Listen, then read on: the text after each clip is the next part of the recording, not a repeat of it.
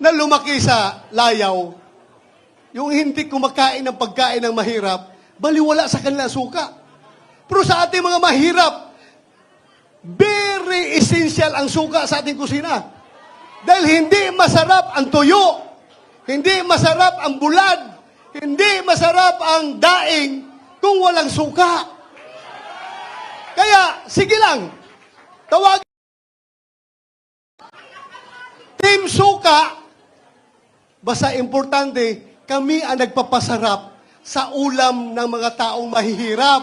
Di ba? Isa po akong proud member ng Team Suka.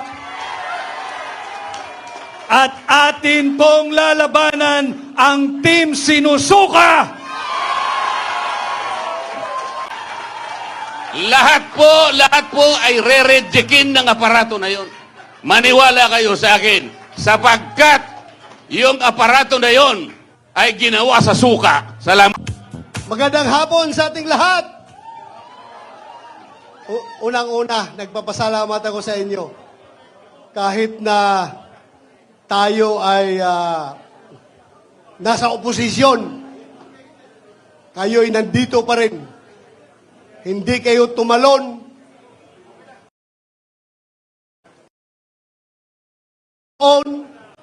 Bagkos kayo'y andito pa rin, sumusuporta sa amin. Palakpakan po natin ang ating sarili. Yan ang mga tao na may prinsipyo. Yan ang mga tao na sa amin sa Bisaya, dunay baruganan. Kaya ako'y sumasaludo sa inyo. Sa Bisaya pa, bahalag mga bungi, basta dili gyud ko modag baruganan. Kung sa Tagalog pa, bahala ko mga sira yung, awan ko, basta bungi. Bahalag mga bungi, basta hindi ako lilipat ng kampo. Yon po, itaga nyo sa bato. Alam po ninyo, noong Sunday, February 11, official first day of the campaign period, wala po tayong ginawa. Pinauna natin yung kabila. Sige, mag-proclaim kayo dyan. Kami, mga dihado mo kami, dito lang kami mamaya after 2 days. Today, 13 kami mag-proclamation. Hinayaan natin sila. Ang ginawa namin ni Atty. Jimmy Bundok, pumunta kami sa simbahan, sa Lourdes Church, dito sa Quezon City. Kami po'y nagsimba doon, kasi we believe na bago ka sasabak sa napaka-importanting bagay, kagaya nung kami ay mga sundalo pa, bago kami mag-jump off, aakyat sa bundok para makipaggira sa mga NPA, ginagather ko yung mga tao ko. Kami lahat nagdadasal, Lord, sana 50 kami na aalis. Sana 50 rin kami makakabalik dito sa aming kampo. Yan ang palagi naming dasal. Na sana, Lord, bigyan mo kami ng lakas, presence of mind, para hindi kami matalo sa gira na ito. Kahit na ilang libong NPA yan, talagang uupakan namin yan, hindi kami atras. Basta nandiyan ka lang, Lord, huwag po kaming iwan. Yun po ang dasal namin. Kaya, February 11 was a very special date for us. Kaya kami ni Atty. Jimmy Bundok, we decided to go to church. Nagsimba kami at humingi ng blessing kay Lord. Na sana, Lord, yung aming campaign period, kaming lahat ng team PDP Laban, team PDP Laban Plus, kasama yung aming mga adopted members ng aming partido, sana po bigyan mo kami ng lakas, bigyan mo kami ng magandang kalusugan para matapos namin yung aming kampanya. So, despite of that, sila'y nauna, wala nang ginawa, kundi puro patira ng tira sa atin. Wala na. Kaming tahimik kami. We were giving you the moment. Sa inyo na yung February 11. At sa amin ang February 13. You have the moment. Pero, bakit tayo tinitira? Ibig bang sabihin, takot sila sa atin? Ha? Isang na indicator dyan. Kasi kung insignificant opposition tayo, bakit ko pakialaman kung sino-sino yan sila? Bahala kayo dyan, mga insignificant kayo. Pero the mere fact that the knowledge that the President of the Republic of the Philippines ang tumitira, ibig sabihin, we are somebody. Di ba? Ano ibig sabihin yan? Gusto ko lang sagutin. Ito, sagutin ko lang. In fairness, in fairness sa lahat ng mga mahirap na lumaki, nagbibinta ng suka na kagaya ko. Napakasakit po pakinggan na kami daw, yung aming team sa PDP, ay parang nagbibinta lang daw ng suka, tapos binigyan ng COC. Anong tingin nyo kay Atty. Hinlo? Abogado yan! Atty. Jimmy Bunok, abogado yan! Atty. Rodriguez, abogado yan! Atty. Marcolita, abogado yan!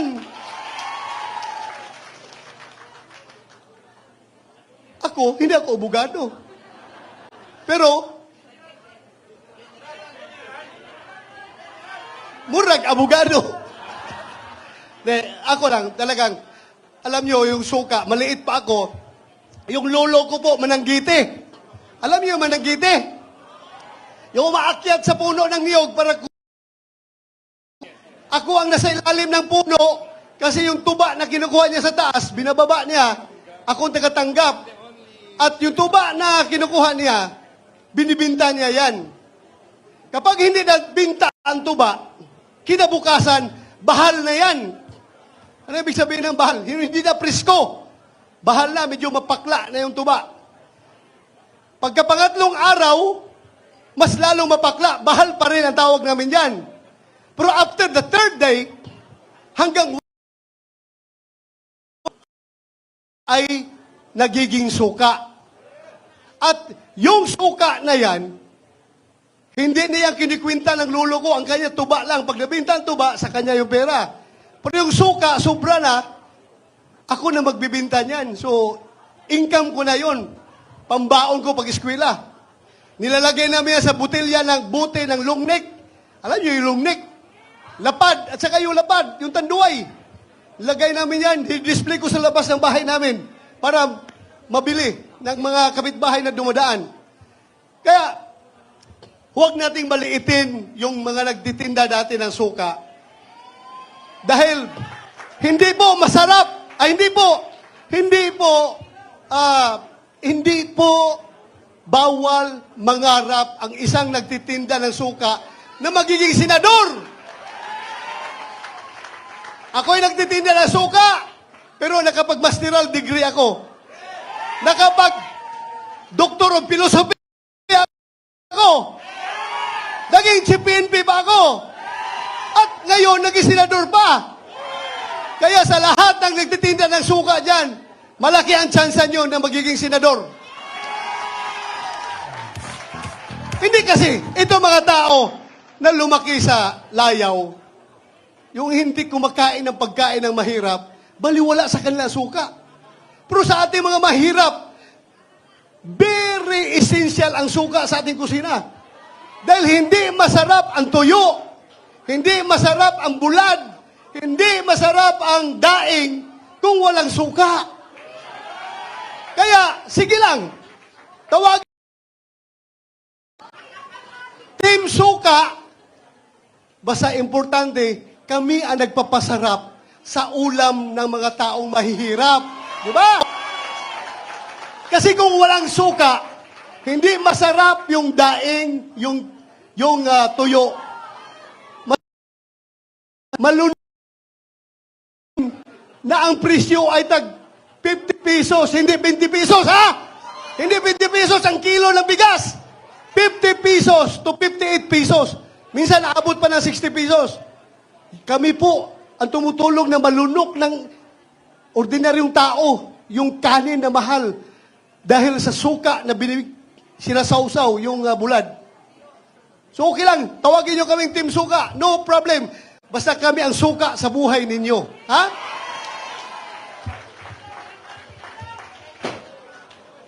Tayo daw. Ay, hindi, ang nabanggit ko lang kasi yung nakikita ko dito. Andito pala si Pastor Kibuloy. Di ba? Isa-isahin ko yan mamaya. Isa-isahin ko yan mamaya. Huwag kayong mag-alala, isa-isahin ko yan. Ang kandidato daw ng kabila ay may bahid ng dugo ang kamay. Dahil sa tukhang. Wala mang ibang involved yan sa tukhang kundi ako. Di ba? Kaya, with all due respect, sagutin ko lang po. Alam po ninyo mga kaibigan, kung yung aking mga kamay ay may bahid ng dugo, hindi ko po yan ikinakakahiya. Kung yung aking mga kamay ngayon,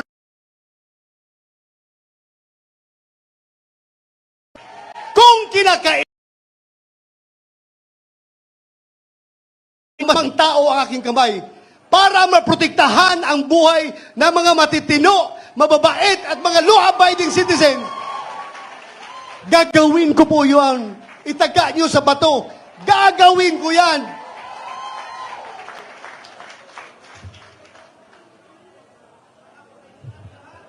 Alam nyo, ang uplan tukhang ay napakaganda po.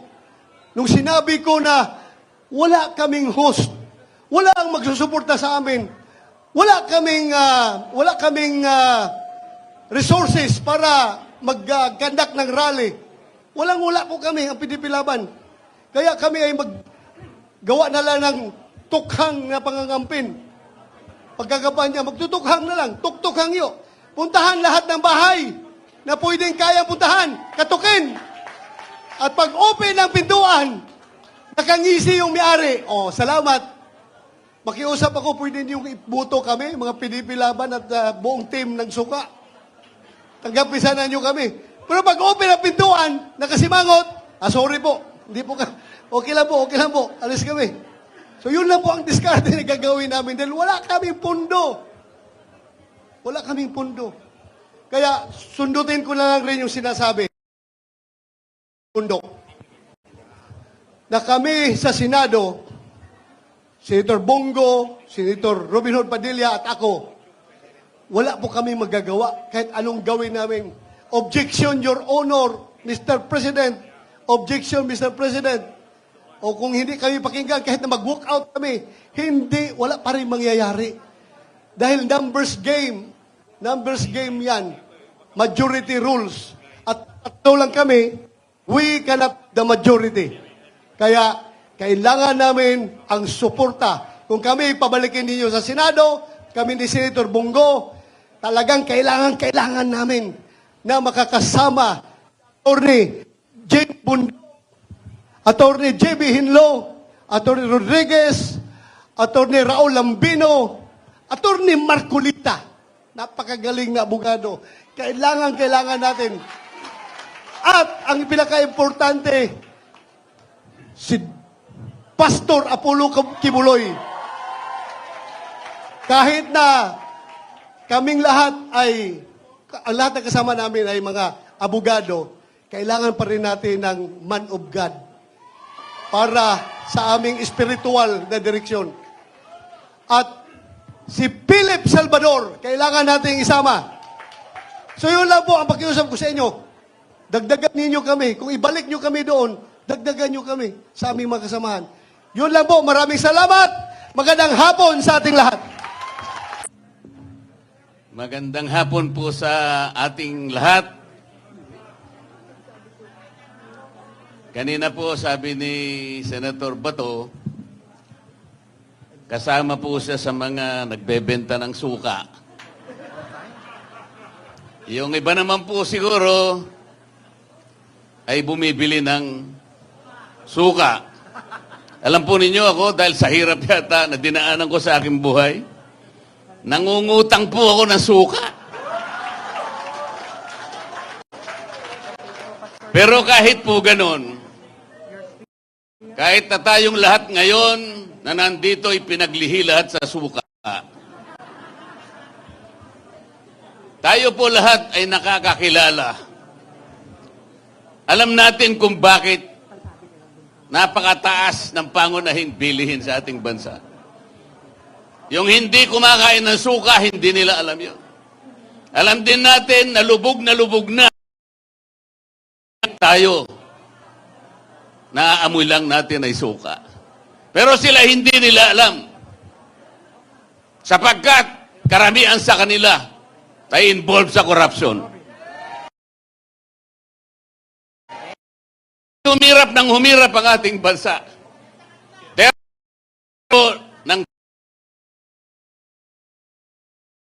Tingnan po ninyong budget nyo ngayon. Budget natin sa taong ito, 6.325 trillion. Pag tinanggal mo po ang 30% dyan, ang dapat na national spending lang natin ay 4.5 trillion. Yun lang ang kailangan natin. Ano yung kanilang projected revenue? 4.8 trillion pesos.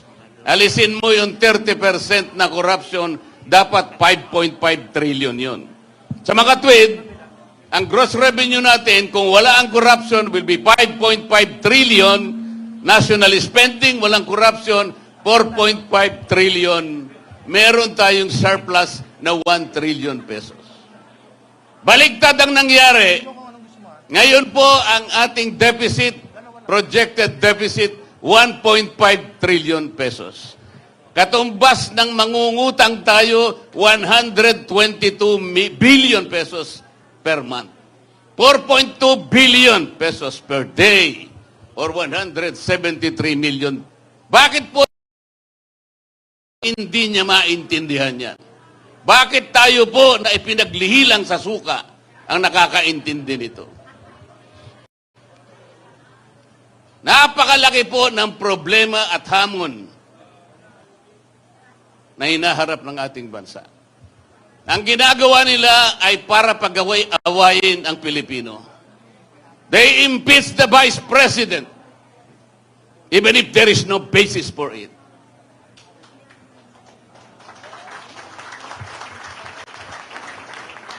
Tama po yung sinabi ng mga kasama ko. Nung pong nasa Cagayan de Oro kami, sinabi ko na, itaga mo ito sa bato, Senador. I-impeach nila ang Vice President. Nangyari na po. So, ang gagawin nila ngayon, even if the impeachment complaint was a handiwork of the 19th Congress, ang gagawin nila pagdating ng 20th Congress, pipilitin nila na doon nila litisin ang ating Vice President. There is a constitutional issue here. Kailangan po ninyo yung abogado na makakarating sa 20th Congress. Kailangan po ninyo yung abogado na lalaban para sa inyo, para sa katuwiran. Sapagkat kung wala po kayong dadalhin na abogado doon na magtatanggol, our country will be going to the dogs. Hindi ko na po hahabaan ang aking sasabihin. Nagkakaintindihan naman po tayo. Gusto ko na lamang ikwento sa inyo nung inimbita po ako ng Filipino Inventor Society. Napakarami po pala nilang nagawang invention. Ang Pilipino pa lang nakagawa ng karaoke, ng yoyo, ng bamboo incubator, ng 3-in-1 jeepney, ng isang unsinkable portable boat, ng isang laser acupuncture device. Napakarami po. Pati pala banana ketchup, Pilipino pala naka-invento. Ang sabi ko po sa kanila, bakit hindi kayo naka-imbento ng isang aparato na kailangan natin, lalong-lalo na sa panahon ng eleksyon? Katulad po ng isang scanner, na kung saan yung pong kumakandidatong senador ngayon, 65 yata silang lahat. Padadaanin po nyo sa aparato na yan para makita natin kung sino yung qualified. Madali po yun ng ating bansa. Padaanin po yung 65 na tumakbong senador. Maniwala kayo sa akin, kapag kayong naimbentong aparato na yon ay matino, Alam po ninyo kung sino lamang ang lulusot doon? Ito pong mga kandidato ng PDP Laban. Lahat po ay re-rejectin ng aparato na yon. Maniwala kayo sa akin, sapagkat yung aparato na yon ay ginawa sa suka. Salamat po. Maraming salamat at magandang hapon po sa ating lahat. Sa ating ginagalang, rinerespeto at hinahangaan kay Pangulong Rodrigo Roa Duterte, sa inyo pong lahat dito sa loob at labas ng bulwagang ito. Sa lahat ng Pilipino na nakasubaybay, marami pong nagla-live ngayong araw, yung ating mga kasama sa opisina, sa bahay, sa sasakyan, sa trabaho, sa eskwela. Ganon din ho sa mga Pilipinong overseas Filipino workers at migrants saan mang panig ng mundo. Tanggapin po ninyo ang aking pagbati at paggalang ngayong hapon.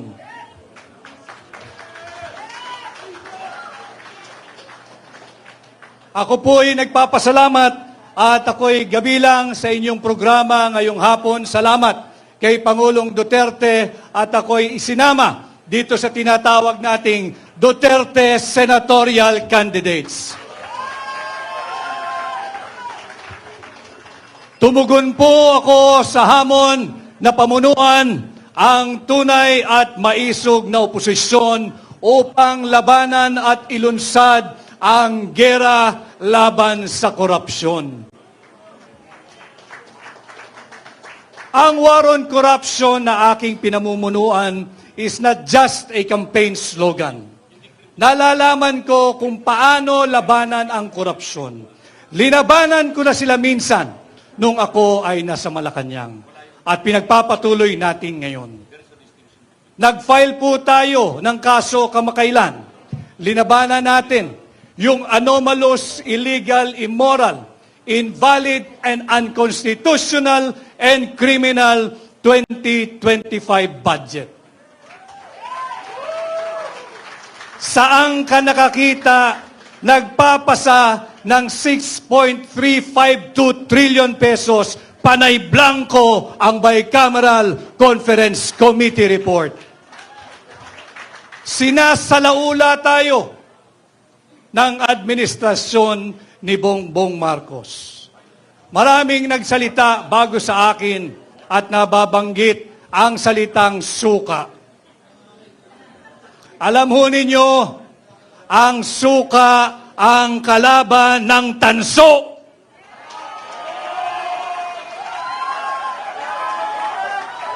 Ang suka ang kalaban ng pekeng ginto.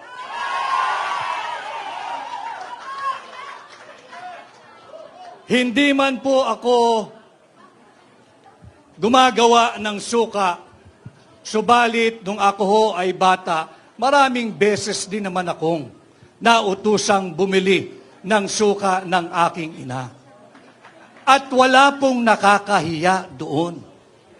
Sapagkat bagamat ako ho ay nakabili ng suka ng maraming ulit at nautusang bumili ng suka ng maraming ulit, may diploma ho ako at nakapagtapos ako ng kolehiyo. Meron akong diploma at nakapagtapos ako ng abogasya. At higit sa lahat, meron akong certificate na nagpapatunay na ako ay isang ganap na abogado. Kaya ako ay natutuwa. Ito ang Team Suka. Isa po akong proud member ng Team Suka. At atin pong lalabanan ang Team Sinusuka.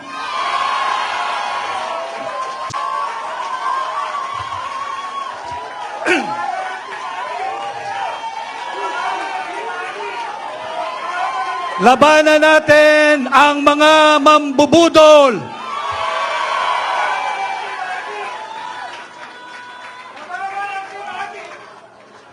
Sabi ni Konsehal Rani Ludovica, labanan ang team. tutungo tayo mamaya dyan.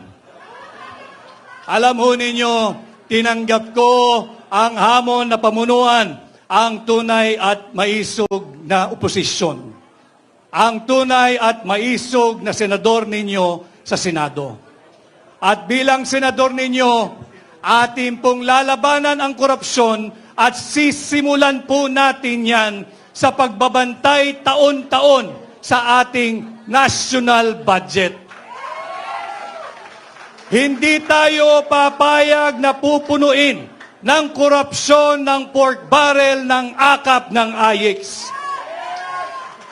Babantayan natin taon-taon ang ating national budget nang sa ganon, hindi na magkaroon ito ng 28 blanco at nauwi sa tinatawag nating GAA.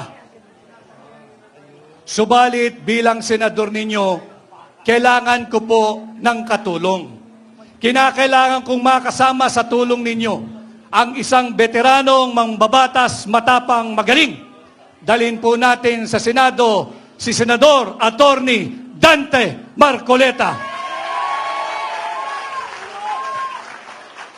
At hindi lamang po isa, kinakailangan pa nating magsasama ng isang veteranong abogado.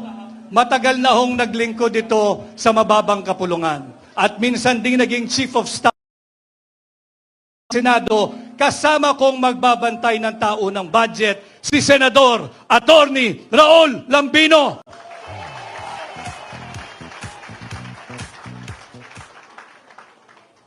At bukod po sa pagbabantay ng ating taunang budget, makailang beses ko na rin pong napaliwanag at nailahad sa inyo. Bilang senador, akin pong aamyendahan ang tinatawag nating plunder law o yung batas laban sa pandarambong. Sapagkat hindi po makatarungan na habang tayo'y nagsasagawa ng proclamation rally ng Duterte senatorial candidates ngayong maghapon, habang tayo'y ninanakawan, hindi tayo makapagsampa ng kasong plunder sapagkat hindi pa umaabot sa 50 million pesos ang ninanakaw ng mga tulisan diyan sa Kongreso. Bilang senador ninyo, aamyendahan ko ho ang plunder law o yung batas laban sa pandarambong. Yung threshold na 50 million, ibababa po natin ito sa 1 million pesos.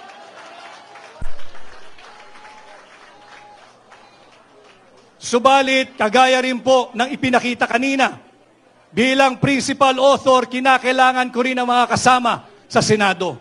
Kinakailangan nating kasama na hahabulin ang mga magnanakaw sa Malacanang. Kinakailangan natin ibalik ang aking makakasama, ibalik natin sa Senado, Senador Bongo!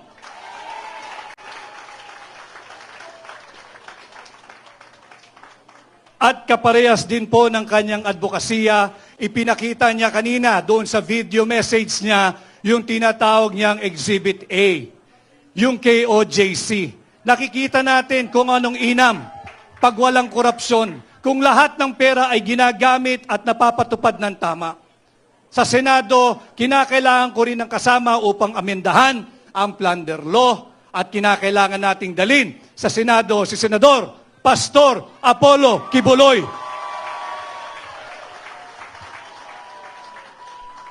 At pag naamyendahan po natin ang plunder law, isasabatas ko po ang pagbabalik ng death penalty sa lahat na magnanakaw sa pera nating mga Pilipino.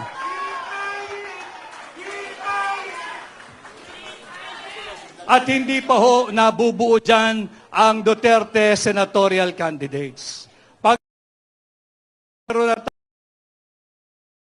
meron na tayong pagbabantay at pag-amenda sa plunder law, ang pagbabalik ng death penalty, lalabanan din natin ang muling paglaganap ng iligal na droga.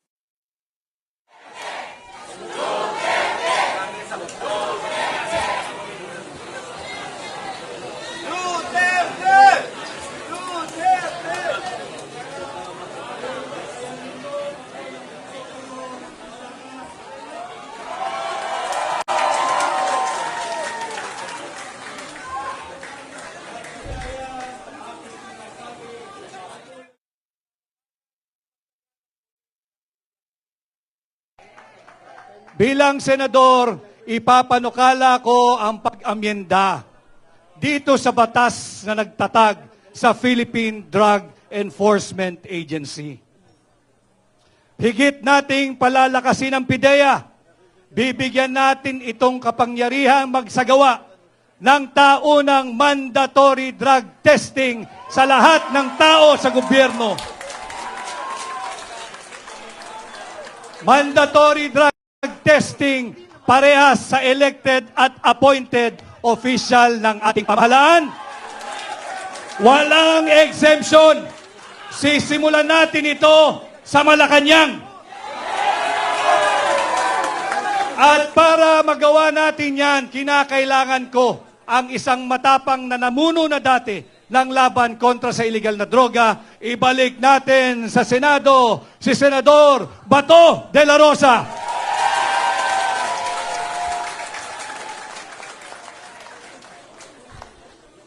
Siyempre, kinakailangan din natin ng mga kasamang abogado. Sapagkat laban sa illegal na droga, dapat ang parameters ay all within the Constitution and within the rule of law. Dalhin po rin natin sa Senado ang aking kaibigan, ang aking amigo, si Attorney Senator J.B. Hinlo.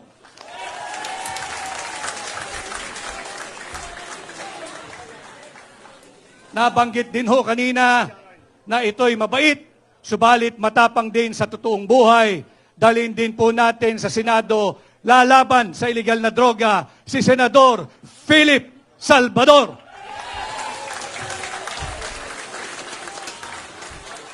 And last but not the least, tulungan din po natin ang bagong abogado, ang bagong kasal, ang bagong senador, Senator Attorney Jimmy Bondoc.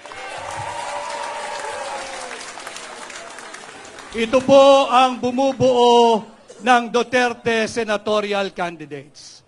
Tulungan niyo po lahat kami mga kampanya, tulungan niyo po tayo lahat na mapunta sa Senado. Ang issue po natin ngayon ay ang maanomalyang 2025 budget. Subalit pilit nilang linilihis kung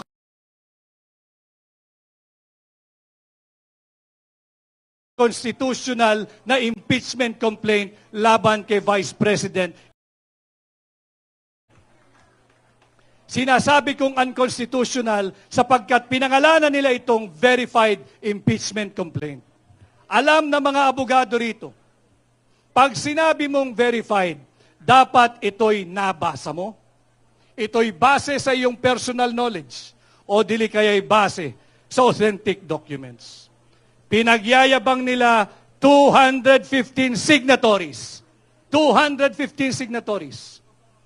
Trinabaho nila ng 7 oras. You have to help me do the math.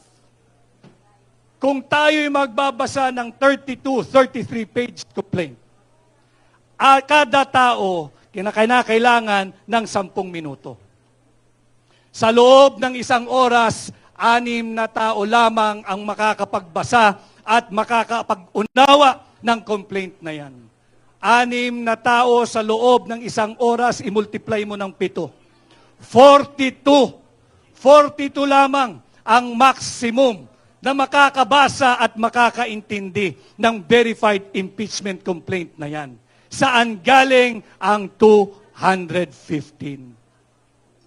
Pagbigyan na natin sila, siguro'y matatalino at sadyang henyo sapagkat yung blanco na uwi sa 6.352 trillion pesos budget. Kung makakabasa po ay 2 mambabatas kada 10 minuto, meron lamang pong makakapirma at makakaunawa. And again, you have to help me do the math. 12 times 7 hours, it will only give you what? 84. 84 congressmen na nagbasa, naintindihan, naunawaan, base sa kanilang personal knowledge o di kaya ay authentic public documents. Saan galing ang 215 signatories? Sa ayuda at sa akap at sa pork barrel. Kaya ngayong eleksyon, we should all understand what is at stake for our country this midterm election. Ninanakaw na ang pera nating mga Pilipino. Nagbebenta ng 25 toneladang ginto. Hindi sinasabi kung sinong bumili at magkano ang pagbebenta nito. Pati ba naman ang posisyon ng pangalawang Pangulo na nakawin pa rin ng Marcos administration? Kaya importante, mahalaga na tayo'y nagkakaintindihan. Let us protect the 32 million Filipinos who legally, constitutionally, lawfully, and democratically elected Vice President Inday Sara Duterte para ating maging pangalawang Pangulo. Huwag nating hayaang nakawin ng iilang elitistang mangbabatas ang pangalawang Pangulo mula kay Inday Sara Duterte. Mahalagang pinag-uusapan natin ito para matulungan ninyo kaming higit at dalhin ninyo ang Duterte senatorial candidate sa Senado at ating po protektahan hindi lamang si Vice President Inday Sara Duterte, hindi lamang ang Office of the Vice President, kung hindi ang sagradong mandato ng 32 milyong Pilipino na ninanakaw ng ilang elitistang mambabatas. At muli ho, ako'y nagpapasalamat sa inyong mainit na pagtanggap. Sana ho ay matulungan ninyo kung ipangampanya sa inyong pamilya, sa inyong kamag-anak, kaskwela, kapitbahay, kaibigan, at sa lahat ng kakilalang Pilipino saan mang panig ng mundo. Ako po muli ay si Attorney Vic Rodriguez, number 56, Pilipino, abogado, maisog!